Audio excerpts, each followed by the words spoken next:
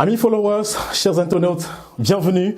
C'est un plaisir, un immense honneur pour moi de recevoir quelqu'un qui fait des millions ou alors des milliers de vues par post en journée. Et imaginez le nombre de posts qu'il fait par jour sur ces différents comptes numériques. Il est avec moi dans ce studio pour une production spéciale de Culture Sud. J'ai l'honneur de le recevoir dans ce studio. C'est un auteur, compositeur, interprète qui, au travers de ses productions, décrit l'état de la société dans laquelle il vit. Il est tranché dans ses positions, il est trash. Et aujourd'hui, je m'en vais vous présenter quelqu'un qu'on ne présente plus. Si je vous dis, c'est Papa. Est-ce que vous avez identifié? C'est le général Valsero. Bonjour. Bienvenue, général. Merci, merci. Tout d'abord, je voudrais te dire merci. Merci, un grand merci pour l'honneur que tu fais à CFP Media Prod en acceptant de venir dans nos studios ici à Liège pour partager un moment avec nous et surtout pour répondre à nos questions. Non, c'est moi qui vous remercie de pouvoir nous donner une alternative de communication dans un environnement qui ne nous permet pas de pouvoir nous exprimer, parce que justement être un artiste étranger en exil dans un pays étranger, l'une des choses qui est le plus fermée, c'est la porte des médias, et pouvoir avoir une alternative, un média alternatif qui permet de garder l'information, qui permet de maintenir les gens au contact de leur information, c'est-à-dire l'information du continent pour les frères du continent. Je trouve que c'est génial. Merci à toi. Aujourd'hui, on va s'intéresser à 5 points principalement. On va articuler notre échange autour de 5 points. Premièrement, l'humain que tu es, ok. Et puis après, on parlera de Valsero, le général en tant qu'artiste. Et puis, on parlera de notre volet que moi je qualifierais peut-être d'influenceur ou de youtubeur ou alors de quelqu'un qui a un regard sur la société au travers de tes publications journalières sur les réseaux. On parlera aussi de l'événement qui va arriver très très bientôt dans la Belgique. Et ce sera à Bruxelles, on parlera aussi de ça. Et au final, on te posera quelques questions afin que tu puisses dire oui ou non, ou alors donner ton avis sur ces différentes questions. Est-ce que le principe, le format te convient? Bien. Nickel. Valsero, père de famille, on le sait. Alors, comment ça se passe? Tu sais, je suis quelqu'un de très dépendant. Ok. Dépendant. Dépendant, pourquoi? Je n'arrive pas à me débrouiller tout seul. Ok. J'ai toujours besoin des gens à côté de moi. J'ai toujours besoin de... Je peux pas vivre dans un monde sans amour. J'ai besoin d'entendre la voix de ma femme dans mes oreilles et tout. Et pour ça, j'ai une vie très, très close. Ok. Côté... Ouais. Très close, c'est-à-dire je vis au milieu de ma famille. Toujours avec ma famille, on va en voyage ensemble. Vous passez des moments... On organise des concerts ensemble. C'est ma première équipe. Ok. C'est ma première équipe. Et les premiers supporters aussi? Oui. Oui, c'est ma première équipe. Donc, c'est bien. Alors, combien d'enfants Valsero?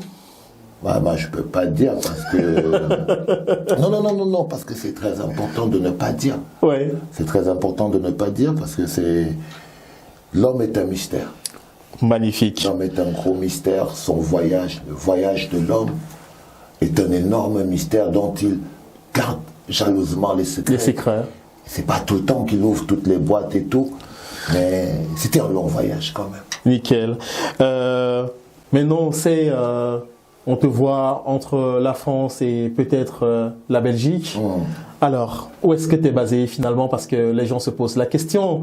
Valsero basé en France ou alors juste de passage en Belgique? J'habite où ma femme se trouve. Ok. J'habite. Je n'ai pas de chez moi. Je suis quelqu'un qui vit avec sa femme et ma femme occupe une énorme place dans ma vie. Ok. Et je n'ai rien. Tout ce que j'ai dans ma vie, c'est ma femme. Elle est un peu comme, tu vois, comme un oasis, comme ça. Quand je suis perdu au milieu de tout, je sais que j'ai une zone de repère parce qu'elle est comme un phare qui est là pour éclairer toujours à chaque fois, parce que parfois après 3, 4, 5 concerts, une tournée un peu compliquée, ou bien, tu vois, parfois tu as beaucoup travaillé sur 6 mois et tout, tu as la tête qui chauffe. Oui, tu as besoin d'être sûr qu'il y a quelqu'un qui maintient la route, qui va te donner le signal, l'indicateur de là où est ta maison, tu vois. Et moi, je regarde, et quand je vois ma femme, où elle est, c'est comme un indicateur, quoi. Donc, en ce moment, elle est en Belgique. Ok. Et donc, je peux dire que je reste en Belgique. Dans 6 mois, elle sera en Italie. Donc, on va de nouveau dire que dans 6 mois, j'habiterai plutôt en Italie et tout. Et je prie le ciel qu'elle ne décide pas d'aller vivre sur la Lune, parce que je veux encore rester sur Terre quand même. Nickel. Donc une vie qui bouge quand même, on va le dire, hein, finalement, au travers de tes multiples déplacements. Je crois que c'est une vie assez intéressante.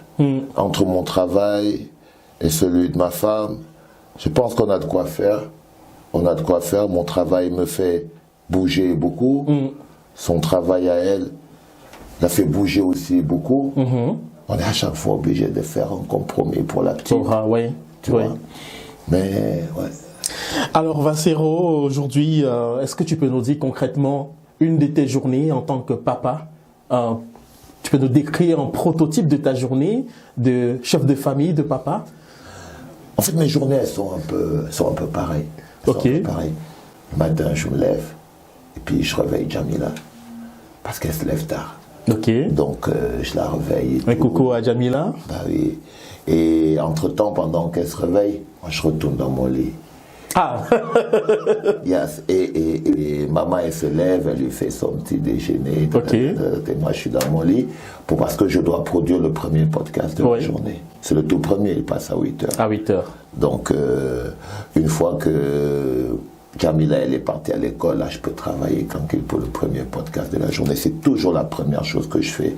Avant de boire mon café, avant de faire quoi que ce soit, avant de me brosser les dents, avant rien, vous sentez cette odeur que vous sentez quand vous écoutez le premier podcast. C'est parce que j'ai pas brossé les dents le matin. Je viens de me réveiller et tout, donc je balance le premier podcast au calme et tout. Et puis après, je peux prendre mon petit déjeuner. Ouais, ce que je veux dire. Ça, c'est le début de la journée. Le reste n'est jamais pareil.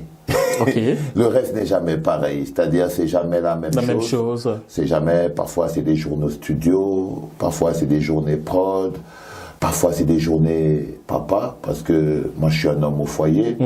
Donc, je reste beaucoup à la maison, je travaille à la maison. Tu sais, il y a parfois des gens qui disent, c'est quoi un homme au foyer? Un homme au foyer, c'est quelqu'un qui travaille à la maison. C'est un peu différent. C'est-à-dire, c'est pas quelqu'un qui travaille pas. C'est pas quelqu'un qui vit accroché au basque de sa femme. Et encore que c'est pas mauvais de vivre accroché au basque de sa femme. C'est l'amour. Mais un homme au foyer, c'est quelqu'un qui travaille à la maison, prend soin de la maison, est content de rester à la maison et de travailler à partir de là. C'est ce que je suis. Et après le premier podcast de la journée, on travaille encore pour le prochain et ainsi de suite. Et puis après, il y a plein de trucs. Après, il faut régler les factures, il faut regarder l'administration de toutes les petites boîtes qui tournent. On a une petite compagnie qui fait du vin. Donc oui, je regarde un peu où c'est qu'on en est avec la vigne, ce que ça produit comme vin. Cette année, la production sera bonne, je suis sûr. On était au vendeur, c'était magnifique.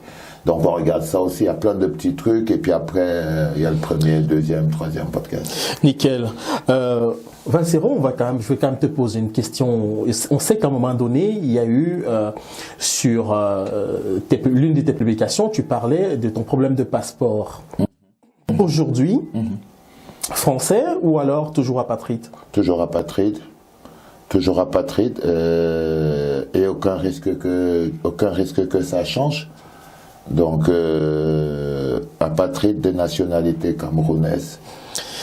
Et donc, c'est une situation qui perdure encore et... oui, c'est une situation qui est très liée à la situation politique du Cameroun. Au Cameroun. Donc, je pense que c'est très lié. J'aurai certainement jamais de passeport tant que Paul Biya sera président. Et j'espère que le prochain président, il donnera un passeport, quoi. Ok, merci Valsero. On va passer à la deuxième partie de cet entretien. On va parler de Valsero qui est en Belgique actuellement. Une date en Belgique, c'est le 6 juillet. À 6 juillet, ce sera où? À la Madeleine. À la Madeleine de Bruxelles.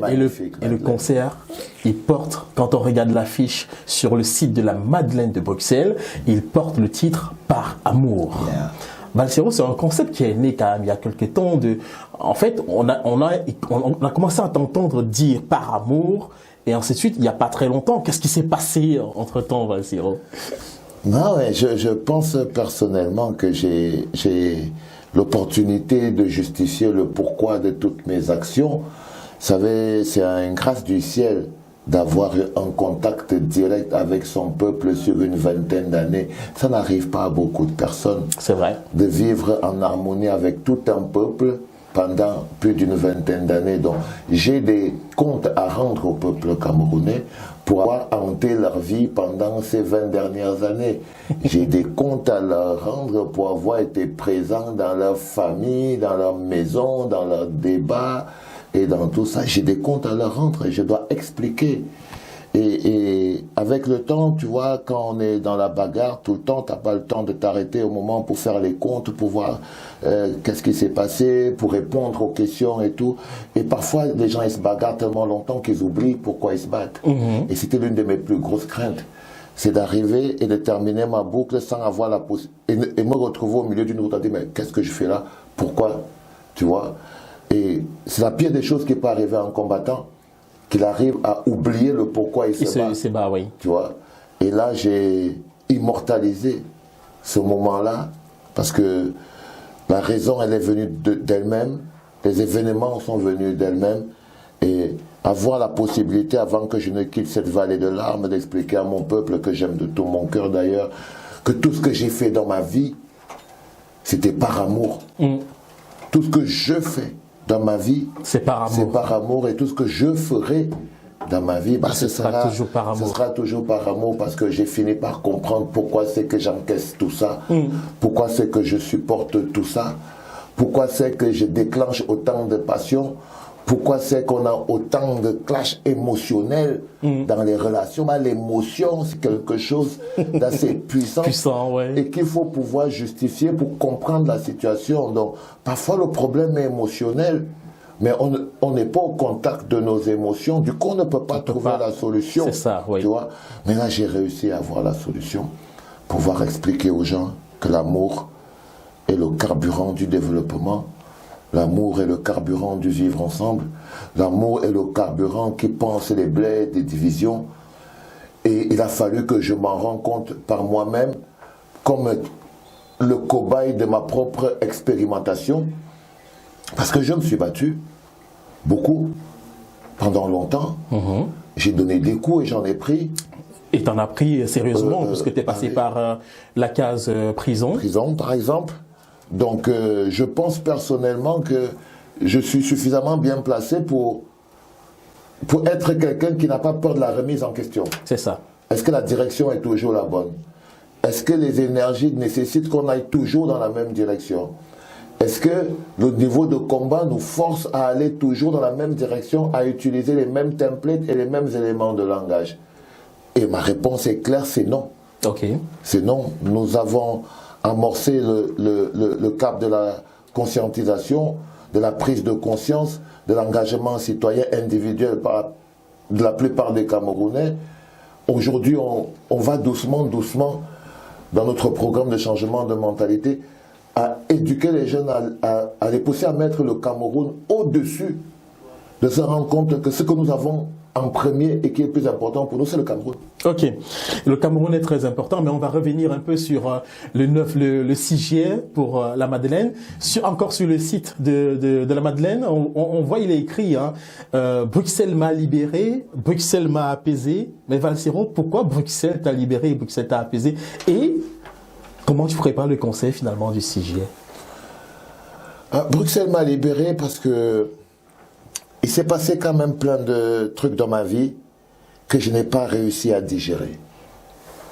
que j'ai pas vraiment réussi à digérer. La prison était... Je me suis rendu compte que je suis resté en prison peut-être 2 ans après que j'en sois sorti. Donc, finalement, donc dans ton esprit, tu étais encore attaché à un ensemble de choses qui te rendaient prisonnier, mais d'esprit, pas forcément physiquement, si je comprends bien. Ben oui, tu vois, j'étais dehors, mais j'avais pas la force de parler de ça, j'avais pas l'énergie de parler de ça, et ça m'a pris beaucoup de temps. J'ai vécu un bon moment en Italie, ça n'a pas changé grand-chose. Je suis resté un bon moment à Paris, ça n'a pas changé grand-chose. J'étais toujours là dans ça, et quand je dis Bruxelles m'a libéré, c'est parce que c'est dans cet endroit-là, c'est dans cette magnifique ville-là, que j'ai pu ressentir la paix de mon âme et de mon esprit, où j'ai pu commencer à trouver la force pour parler, d'exorciser les démons de la prison, et pour dépasser la barrière et la prison des frustrations qui étaient très présentes dans ma vie. Quand je suis sorti de prison, je n'étais qu'une boule de colère, et quel que soit l'endroit où j'étais, c'était toujours de la colère, toujours et toujours. Et il y a plein de trucs qui sont passés avec le temps, et puis on a déménagé, tu vois. Et là, donc, finalement, et à Bruxelles, tu as retrouvé entre guillemets, la paix intérieure qui te permet aujourd'hui de t'exprimer sur cette supposée cette prison dans laquelle tu te sentais, et donc tu as coupé les chaînes finalement. Et donc le concert, j'imagine qu'il y a beaucoup de répétitions, il y a beaucoup de choses qui se font pour donner le meilleur de toi-même à tous tes fans. Ah non, le concert, c'est un spectacle qui s'appelle Par Amour, qui a 2 acteurs clés, moi, Valsero, et la belle Annie Anzoer. Oui. Il faut savoir que si Bruxelles m'a libéré, a libéré mon âme des frustrations, Annie Anzoer m'a ouvert les portes de l'amour.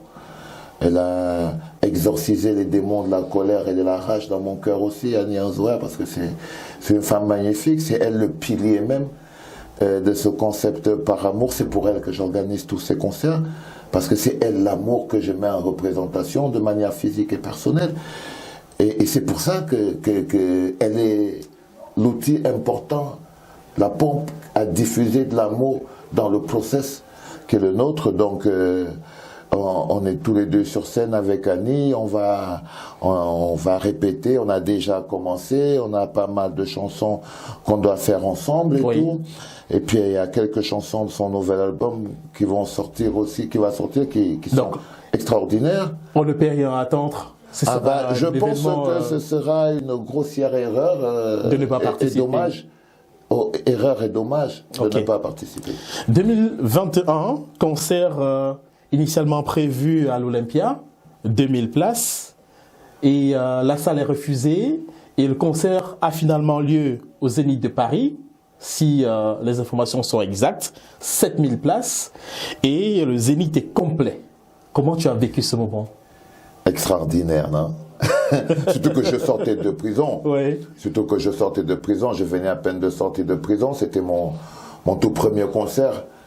Ou au Zénith de Paris, c'était fou, déjà à cause du côté mythique de la salle. On est en train de parler du Zénith de Paris, je crois que 80% des chanteurs finiront leur carrière sans jamais aller au Zénith de Paris, alors que Dieu sait que je ne suis pas le plus talentueux de ces 80%-là.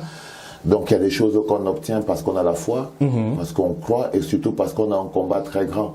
Il faut bien que vous compreniez que ce n'est pas mon niveau de rap et mon talent qui m'ont amené au Zénith. C'est mon combat, c'est ma lutte. Ma lutte est plus grande que mon talent. C'est pour ça que je les mène dans des arènes de prestige. Parce que c'est une lutte qui est beaucoup plus grande que mon talent. C'est-à-dire quand je vais à la Madeleine de Bruxelles, qui pour moi est l'une des 2-3 plus belles salles de Bruxelles, c'est parce que je crois que mon combat mérite des arènes beaucoup plus importantes.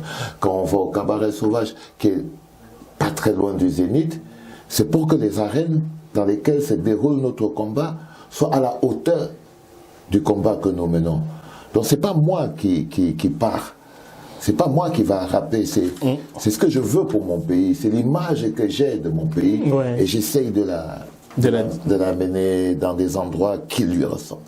Et quand tu écoutes les haters ou les acteurs ou tout ce que tu veux, les haineux, dire que le concert au Zénith, c'était plutôt un meeting politique. Ben, je peux leur dire que... Mais ils n'ont pas totalement tort. Ok. Tu vois ce que je veux dire? C'est peut-être l'intention qu'ils utilisent pour le dire. Tu vois, genre, je devrais peut-être en avoir honte ou des choses comme ça. C'est ça qui est le problème. Okay. Sinon, de manière fondamentale, je n'ai pas fait autre chose qu'un meeting-concert toute ma carrière. Ça fait plus de 20 ans que je fais du rap. Et la seule formule que j'ai créée, qui était la formule qui était la mienne, c'était le meeting-concert. Parce que je fais toujours un meeting dans un concert. C'est toujours un moment d'éducation politique important. C'est toujours un moment d'échange sur la citoyenneté et l'engagement important. C'est jamais pour tourner les reins, c'est toujours un moment pour parler les problèmes du pays. Chaque concert que je fais, et c'est pour ça que ça s'appelle des meetings-concerts. C'est une formule que j'ai créée. Mais après, j'ai vu des gens me le dire comme s'ils voulaient me le reprocher. Ouais. Tu vois? Ben oui. Ah ouais, parce que pour eux, c'est plus facile d'essayer de m'humilier sur le talent. Okay. Et se dire peut-être j'ai pas le talent, et du coup je me cache derrière la politique pour faire des zéniths. Non, je suis désolé. Je fais de la politique et c'est la musique qui se cache derrière ça. Et de toutes les façons, on sait que tu es un artiste engagé et on le sait depuis des années. Et je pense que sur ce point-là, tu n'as plus rien à c'est pour ça que ça me dérange pas. C'est pour ça que ça me dérange pas. Valsero, en tant que blogueur, je ne sais pas comment je vais dire ça, blogueur, influenceur, est-ce qu'on peut dire ça aujourd'hui? Pourquoi avoir décidé de créer la clinique? Est-ce que on peut faire un parallèle entre la clinique et les enfants de l'évolution à un moment donné? J'ai pas décidé de faire la clinique. Ok. J'ai pas décidé de faire la clinique. Il faut faire attention. La clinique s'est créée d'elle-même. Ok. C'est le Covid qui a créé la clinique. C'est le Covid parce que je venais à peine d'arriver en Italie. Je sortais de prison et j'ai retrouvé ma famille en Italie. Et quelques semaines après, il y a eu le Covid. Il y a eu le Covid. Et tout le monde a vidé la ville. Chacun est resté chez lui. On a numérisé la vie. On a tout mis sur Internet. Chacun est rentré chez lui. Et les gens devaient se réadapter. Donc la bande passante d'Internet était devenue le seul terrain de jeu qui existait. Et je crois que beaucoup de gens ont profité pour se donner des coups de franche dans l'occupation de l'espace numérique pendant cette période du Covid-là. Moi, c'est ce que j'ai fait. Okay. Donc, pendant le Covid, où tout le monde et tout se faisait via Internet, jusqu'aux anniversaires, au brunch et aux apéritifs, tout se faisait vraiment en ligne et tout ça. C'était un contexte assez clair pour créer la clinique. Donc, c'est à force d'enchaîner, parce que le besoin de parler à la jeunesse camerounaise, le besoin de parler aux Camerounais, le besoin de parler aux gens, le besoin de faire partie d'un monde est toujours resté là. Donc, vidéo après vidéo, feeling après feeling, chaque mot a commencé à se mettre à sa place.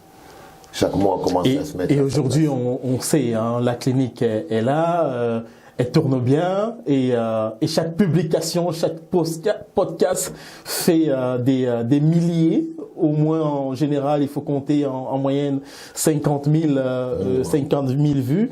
Donc, on sait la portée et l'influence que tu as aujourd'hui, hein, pour beaucoup de personnes.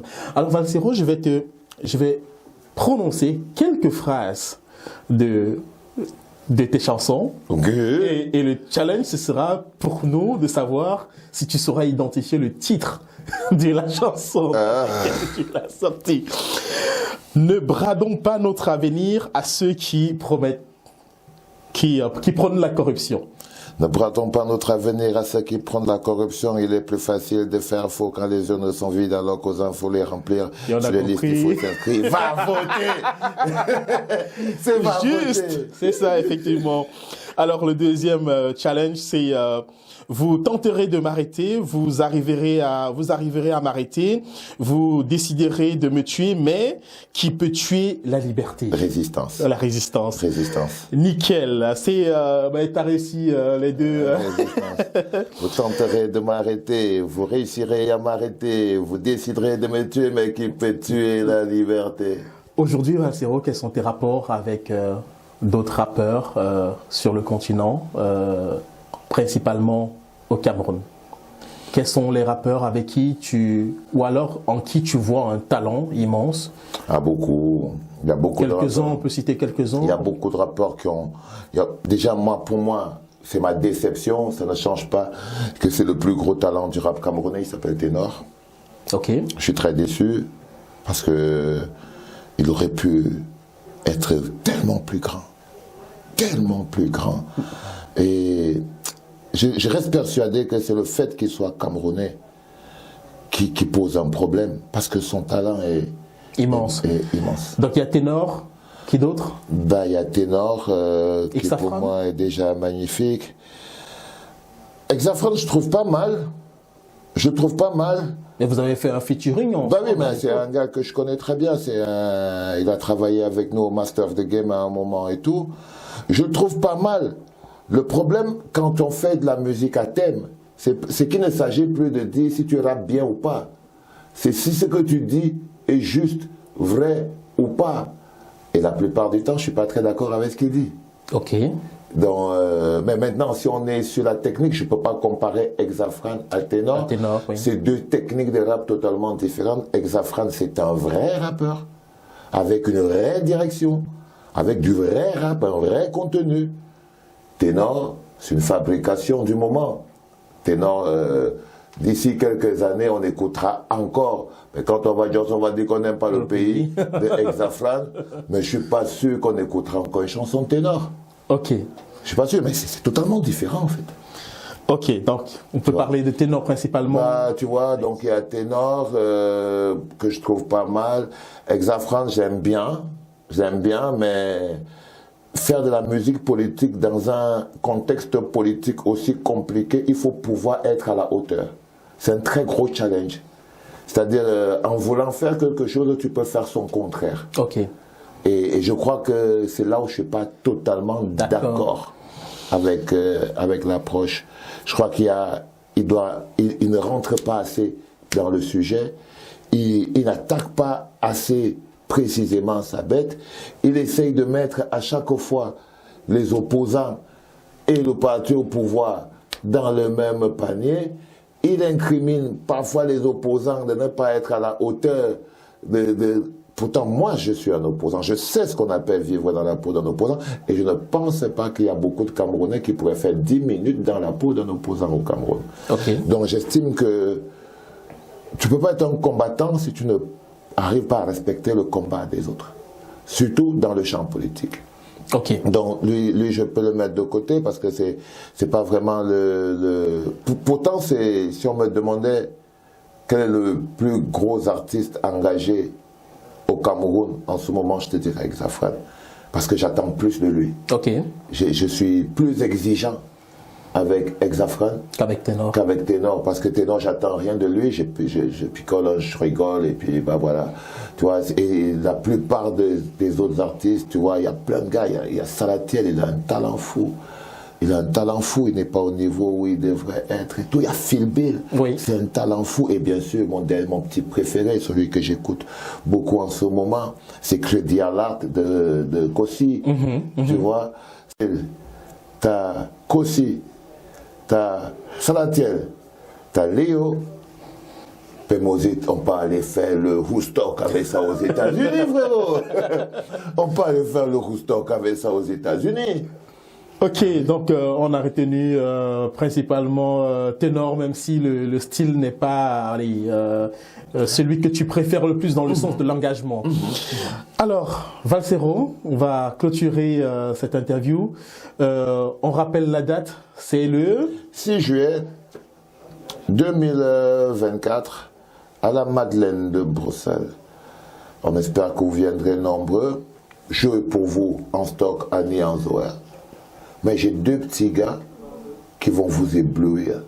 C'est deux rappeurs belges que j'ai croisés ici, avec qui on a fait un bif énorme. On s'est retrouvés dans une petite soirée.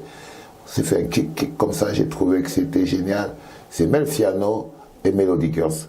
Ils sont énormes, ils ont été produits par Silla. Ils ont vraiment de la classe, quoi. On va pas se séparer, bien évidemment, sans que tu nous dises un mot sur la collaboration, parce qu'on sait que le featuring, il a fait fort avec la Mama, Annie Anzouer. Bah, qu'est-ce que je peux dire à part merci, frérot? Qu'est-ce que je peux dire? C'est ce qui me paraissait être une entreprise compliquée, impossible, irréalisable, humainement, techniquement, possiblement, elle a rendu possible. Ok. Elle a rendu possible. Elle a rendu possible l'appropriation de l'énergie et de l'amour. Elle a rendu possible l'utilisation de l'amour dans le cadre du changement au Cameroun. Et c'est pas quelque chose qui est facile. En tout cas, merci beaucoup Valsero. Nous sommes très heureux de t'avoir eu sur ce plateau. On aurait aimé que le programme dure plus longtemps parce que tu as beaucoup de choses à dire et c'est plaisant de discuter avec toi. En tout cas, on dit merci à tous nos internautes de nous avoir, de regarder ce programme et surtout de rester connectés à nos différentes plateformes. Vous savez déjà, la clinique existe, la page du général est là. Oui, bah écoutez, vous savez, hein, on a une clinique sur TikTok, on a une clinique sur Facebook, on a une clinique sur Insta, et puis après on a une clinique sur YouTube. Vous savez où vous habitez, puisque personne ne manque un podcast, donc. Voilà. Et donc, n'hésitez pas de vous abonner, CFP Media Prod. C'était un plaisir pour nous de recevoir Monsieur Général Valsero. Plaisir partagé. D'ici là, portez-vous bien, likez, commentez, abonnez-vous à nos différentes plateformes numériques CFP Media Prod. Bisous.